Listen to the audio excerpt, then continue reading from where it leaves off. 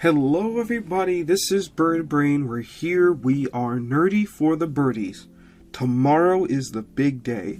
Super Bowl 59, the Kansas City Chiefs take on us, the Philadelphia Eagles, for a chance to etch themselves in history of Super Bowls. Will the Chiefs three-peat, or will the Eagles secure their second Super Bowl in franchise history, and the first of this new era with Jalen Hurts and Nick Sirianni? This is a big game, and with a big game, we need a big overview. It has been a while since I've been around. I decided to take a little break before the Super Bowl, since it was the Pro Bowl week, and there really wasn't going to be much to talk about, and there was going to be a ton of content made anyway. But time to really get down to business. So I have 4 sections that we're going to go through, so let's get into it.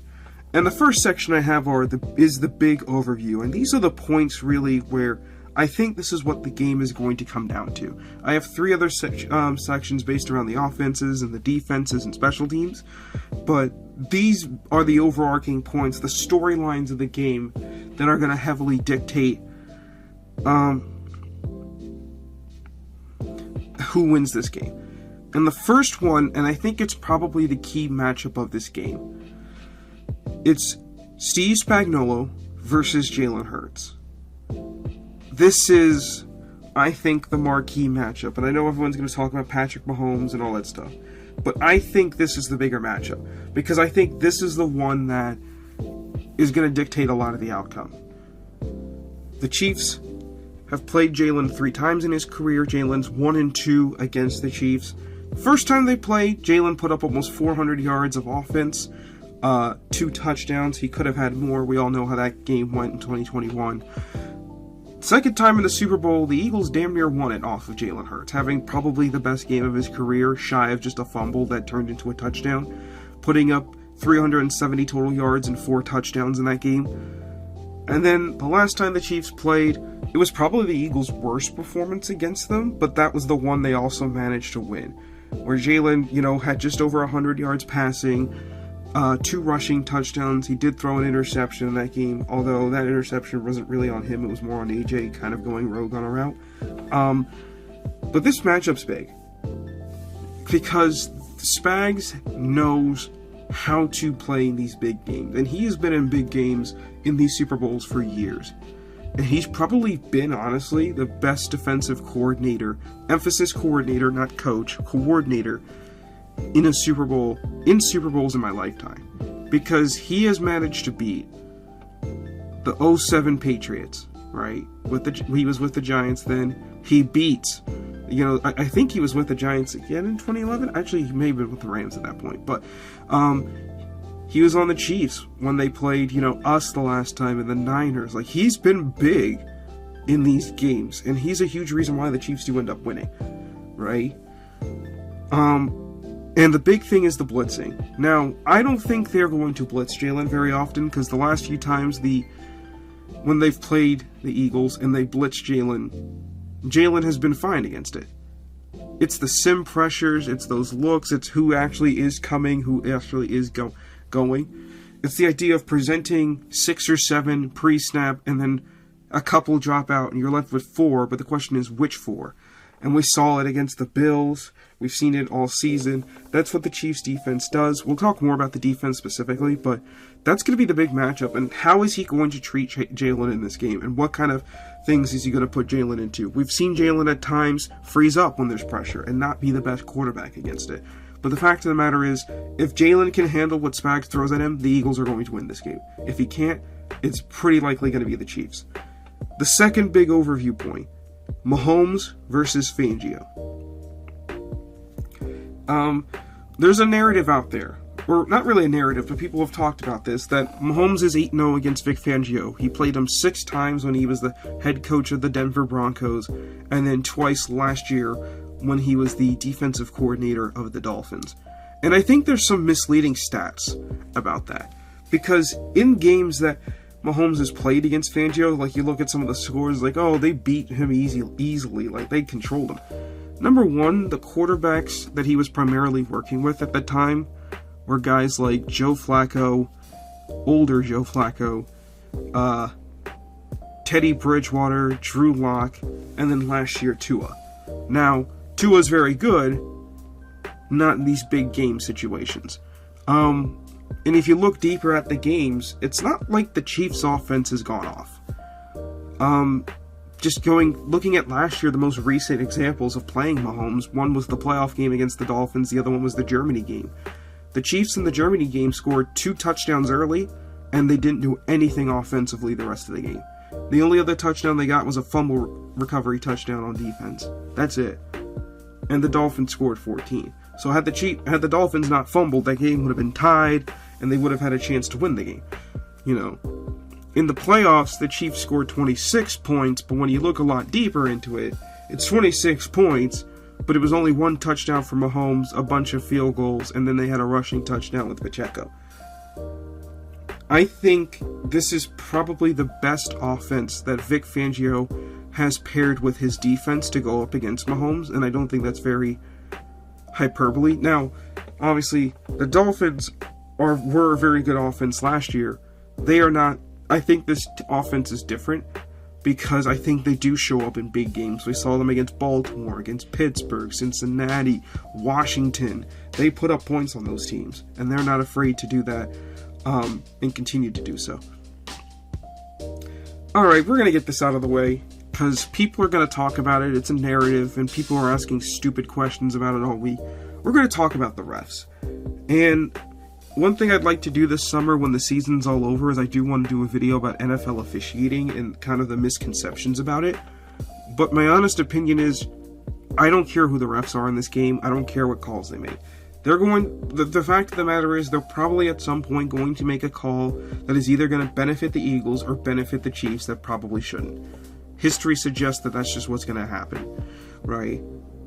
I am not someone who's like, blame the refs suck, they're awful, all that stuff. I get annoyed with refs, but I'm not someone who's like, oh, you lost a game because the refs did it. The Bills did not lose last week because the refs made mistakes.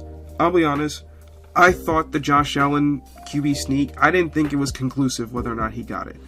People are saying like, oh, there's obvious evidence he got it. There is no video angle that shows the ball clearly breaking the plane. We just see his body, and if we can't see the ball, we can't make a conclusive argument. I hate to say it, but that's why I agreed with the officiating. If they said he got it and they reviewed it and they stayed with it, I would have agreed with it too. There was nothing conclusive about it. The fact of the matter is, refs miss calls in every game, and it's going to happen. There's probably going to be a missed call in this game for someone, and people are going to get pissed about it. Guess what? I don't care. If you let officiating dictate this game, then you are not playing a good enough game. If you do everything you need to do, the officiating won't matter. So that's all I'm going to say on that. I think the big question, too, about this game now is who's going to get the ball last? Who's going to be the last person to touch the football? Because you got 2 interesting scenarios. And I can't remember which podcast I was watching, but the question was posed. If a team is down 6 with less than 2 minutes to go, what situation would you rather face? Would you rather the Eagles have the ball down 6, having to go try to get a touchdown? Or would you rather have Mahomes down 6, trying to drive a touchdown? And I think it's an interesting question, because I think there's a lot of interesting challenges that I'll explain more in detail later on. But you look at the Eagles defense, some of their 2-minute situation hasn't been the best. But at the same time, it's like, you're going up against one of the smartest teams in the NFL. So it's like, it's a tough situation. I think a lot of this game will come down to who has that final possession and what do they do with it. It may refer to the 2 of the earlier points I made. Last point is situational football has got to be on high alert. Or last point in this overview, I should say. Situational football's got to be at high alert. Like, no negotiation. You cannot go into this game and not think about every and any situation. Like I said, the Chiefs are one of the smartest teams, and they're going to have answers to every situation that you're going to come up with. You just got to hope your answers are better, right? If it's 4th and 3 at the 37-yard line for the Eagles, are you kicking a field goal or are you going for it? Kicking field goals in the last Super Bowl kind of cost them. Do you trust the offense enough to go for it? Do you trust Jake to even make that kick? There's a lot of questions, and the situational calling has to be on point, and a lot of this, again, is going to come down to that. So that's my overview. So let's get into now the individual matchups, starting with the Eagles offense versus the Chiefs defense. So the first thing I want to talk about is what I mentioned with the Jalen Hurts versus Steve Spagnuolo part, which is watching the blitzes / sim pressures. This is going to be a huge aspect of the game for the Chiefs. The Eagles, at times, can be very good against the blitz or against pressures, and other times they're not. One of the things you tend to notice is if Jalen gets pressured, especially when he holds the ball a while, he'll start to scramble, and the Eagles aren't the best in scramble drill, and when he scrambles, most of the time no one's open, and he either throws it away or just kind of slides and takes a sack. And that's going to be wins for the Chiefs. You want to really get and stay ahead of the chains, and they're going to do everything in their power to not do that. This offense, the Eagles' offense, thrives on being ahead of the chains, and they're going to try to do everything they can to throw Jalen off his game. We saw it a few times against Washington in the NFC Championship. A few miscommunications with the offensive line, the protections not being set correctly, led to blitzes being successful. We saw it for the Bills. How Josh Allen, the last play of the game, I mean, people were arguing about it for weeks about it, just like what happened to the blitz and why the Bills didn't prepare for it or whatever, and it's like, that's the kind of diabolical stuff you're going to see, and they have to be prepared for it. My next question is, can Saquon Barkley dominate? And I think that's a really a key thing for this offense. Now, the Chiefs' run defense is kind of interesting. They're kind of an average run defense, and the stat is like they haven't allowed a 100-yard rusher all season. That's true. They also have not played a running back as good as Saquon Barkley all season. And I'm not saying that to be arrogant, but I'm saying this to be true. The Eagles have played some of the better run defenses in the league. They played the Ravens, and Saquon got 100 yards and a touchdown against them. And if you look at the playoffs, James Cook and Joe Mixon, the leading backs of the Bills and Texans, did have pretty good games against the Chiefs. They didn't get 100, but they did get a good amount of carries and a good amount of yards. They had pretty good, healthy yards per carry. So I think if the Eagles do continue to feed Saquon and they stay in favorable positioning in this game, I think that the opportunities for the run game are going to be there. I don't expect Saquon to break off a 60-yard touchdown like we saw in the last couple of games, but I expect it's going to be something similar to like the Packers game, like in the wild card, or even the Ravens game, where it's like a lot of just chipping away. You're going to get a lot of 4s and 5s, and you just got to keep sticking with it no matter. And then maybe he breaks off like a 15 to 20 yarder. I think it's going to be like that. It's going to be one of those like 20 carry, just over 100 yard type games. Next thing is pressing the secondary. Can the Eagles push this Chiefs secondary? Now, the secondary it's not necessarily a weakness for the Chiefs. It's still very good. It's just not as good as like other secondaries in the league. Obviously, Trent McDuffie is their best corner, but I do feel like you can throw on the Chiefs if you so choose to. You can get their guys. They have really good safeties. Their corners, I think, are a little more vulnerable. But I think you're going to have opportunities to test, guys one-on-one. And I think you don't shy away from those go balls if you get those opportunities. I don't think the Chiefs are going to let it happen often, but I think it's going to come every now and then. So that's that point. And I think the big weapon for the Eagles offense, and kind of a secret, is Dallas Goedert. The Chiefs have been the worst team against tight ends this season in terms of allowing yardage. And I think in a lot of ways, Dallas Goedert has been their best pass catcher this postseason. It just feels like every game he's made plays that have broken the game open. And when you have a defense that is especially susceptible to tight ends, that's going to worry about Saquon, that's going to worry about A.J. Brown, and to an extent Devontae Smith, Goddard has to be the guy to take over. And I can see him having one of those 8-catch, 70-yard type games that he's prone to having. And I could see him having a touchdown in this game as well. My X factor for this game is Chris Jones. Chris Jones is obviously a beast. He's still dominant, probably the best defensive tackle in the league right now, or at least within the top 3 or so. And he's going to get a very interesting matchup. He's going to be going up primarily, he moves around, but he's going to go up primarily against Cam Jurgens and Mekhi Becton, which is arguably the weak point of the offensive line. They're the two offensive linemen that give up the most pressure. And I feel like on those key downs and distances, you're going to see him lined up across from either one of them or even both of them, splitting the gap. And I think he's going to be the one primarily getting to Jalen. We saw it against the Commanders Frankie Louvu lined up in that spot, and he got a really good blitz due to miscommunication. Now, granted, Landon was the one playing center at that point, but we've seen those problems with the centers and guards. Interior-wise, they've had more pressure from the interior than the exterior. Because a lot of times when there's exterior pressure, it's because Jalen's scrambling towards one of the tackles, and then, you know, he ends up running into the sack more so than the tackle's giving up the sack. Moving on. Chiefs offense versus the Eagles defense. And I mentioned it last with the Eagles, but we're going to start with it with the Chiefs. We're going to talk about the interior trench warfare, because I think this is a very much a strength-on-strength fight. Because the Chiefs' interior is pretty good with Creed Humphrey and Trey Smith, but you also have Jalen Carter, Milton Williams, Jordan Davis, guys on the other side. But the interesting thing is Mike Caliendo, who's the Chiefs' left guard. It was Joe Thuney, but they've had problems at tackle, so they had to kick him out to tackle, and Caliendo's been really, really bad. So the interesting question is, do you leave Jalen Carter one-on-one with Trey Smith, who could handle Carter, I think, and have instead Creed Humphrey help Caliendo with Milton Williams? Or do you try to have Creed and Trey take away Jalen Carter and absolutely shut him down? And then now you're looking at, you know, Milton getting the one-on-ones against a guard who isn't very good. So that's going to be an interesting conversation in this game.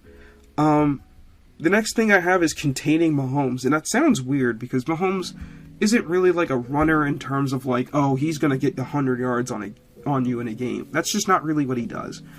But he just gets those key scrambles, and you see all the time of teams losing contain on him. Teams rarely put a spy up for Mahomes. He just is an interesting runner. I would consider Mahomes' speed as the nearest defender +1. That's just what his speed is. He's good at like outrunning people, but he's not like fast. Like if Mahomes were to race like all the quarterbacks, he wouldn't necessarily, you know, he wouldn't come first, is my point. But he just seems to be just fast enough to elude people and pick up a crucial first down. And those runs are more backbreaking than some of the ones you'll see from like a Jaden Daniels, a Lamar Jackson, a Justin Fields, a Jalen Hurts, a Josh Allen. Just because Mahomes is like just good enough. You're like just close enough that you can almost grab him and he just beats it. And those plays, we saw a lot against the Bills. Mahomes had 2 rushing touchdowns. I think that was the first time in his career he ever had 2 rushing touchdowns in a game. And it was a similar thing. It was these option plays, and the Bills couldn't contain him, and he just found the end zone. It was just so easy. Speaking of the end zone, let's talk about the red zone. The Chiefs are one of the best red zone teams. The Eagles are one of the better red zone defenses in the league. And I think this is going to be one of those things that could determine the game. I could see situations where the Chiefs get down to the red zone, and it may be situations where they're going to try their trick plays and their little quick flips and whatnot, and try to find ways to, beat the Eagles' defense. And I think if you can hold them to field goals, that's going to be a huge way to dictate who wins this game. It'll be very interesting. We've seen many times this year, the Chiefs, they get down to the red zone and then they end up kicking a lot of field goals and they have playing these low-scoring games. That's kind of what their offense has been. Now, they've turned it on a bit in the playoffs, but still, we saw in the Texans game, they had a huge kick return, which we'll talk about later, and then they ended up settling for 3 points because they couldn't get really much out of their offense. Speaking of getting stuff out of their offense, let's talk about Xavier Worthy, how he will be used.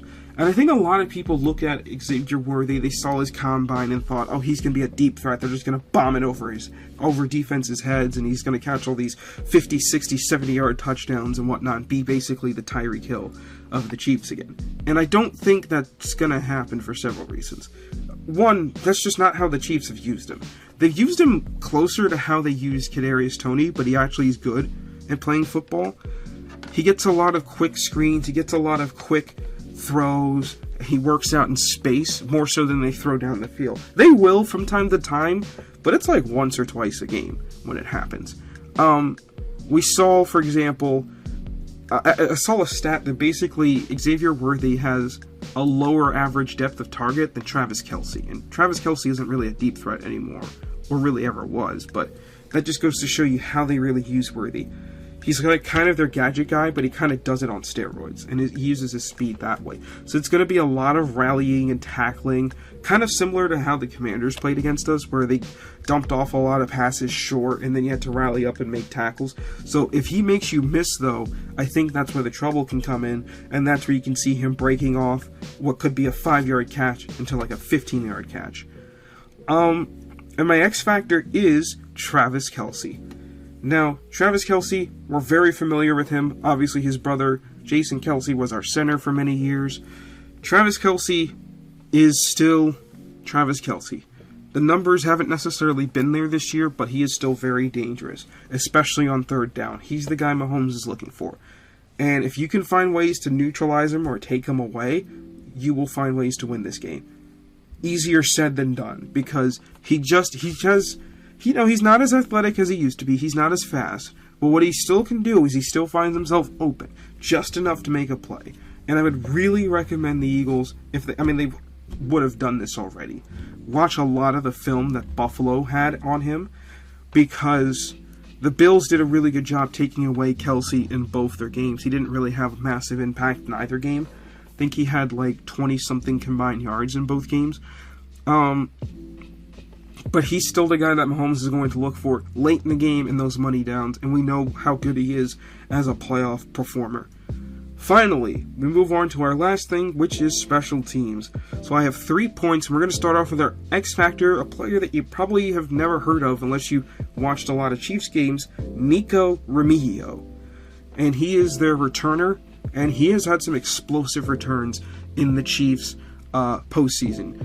Literally, their first play of the postseason was a massive return that got them basically to the red zone against the Texans. He had a big return against the Buffalo Bills as well. And if you all remember Super Bowl 57, Kadarius Toney had a huge return against this defense that set him up at the 5. Now, I don't think this special teams unit the Eagles had will be that bad. Will be as bad as the 2022 unit in terms of stopping returns, but I will say they have given up a few here and there. Not so much in the postseason, but more so in the regular season. Again, we brought up the Commanders game, where you had a couple of big returns in that game for them. I think Turpin popped one off that got called back due to holding, but he still got one. So you gotta be careful. You cannot give the Chiefs cheap, easy field position, because they will capitalize off of that all day. My next question is Jake the Make. Can he be that? Because I think points are going to be at a premium, and if we need him to kick, we're going to need those points. We can't really afford to miss anything. Now, the good news is that we're in a dome. In domes this year, Jake Elliott has only missed 1 field goal, which was back in Week 3, ironically, in the same place in the Superdome when we played the Saints, but that was a 60-yard field goal. And I don't get mad at kickers missing a 60-yard field goal. That happens. 60 yards is questionable. But Jake has to come up clutch again. He was big in the Super Bowl, in Super Bowl 52, making 2 big field goals, so he's going to have to make some kicks here. And my last point is simply just field position. I mentioned it with Nico Remigio. You can't give the Chiefs good field position on special teams. You just can't. And you have to get good field position against the Chiefs. I don't think this is going to be a game where there's going to be a ton of possessions. I think you're going to have to really maximize every possession you get, and the best way to do so is field position. The Eagles have been pretty good at returning kicks. Cooper DeJean could pop off a punt here and there. So we'll see what happens with that. So I'm not going to give a final score prediction, because frankly, I'm still not settled on it. I am obviously picking the Eagles to win, but I don't think this is going to be an easy game. I know people have talked about that the Eagles could blow the Chiefs out, and while I think that's possible, I don't think it's likely. I don't think this is going to be like Super Bowl 57, where it's just a back-and-forth scoring top contest, and it's a shootout to the end. I don't see that. I think this game is going to be a lot lower scoring, and I think the winner will essentially be the team that gets to 20 first, or just be the team that gets to 20. I don't think it's going to be necessarily 2017, but I think it's going to be a lower scoring game.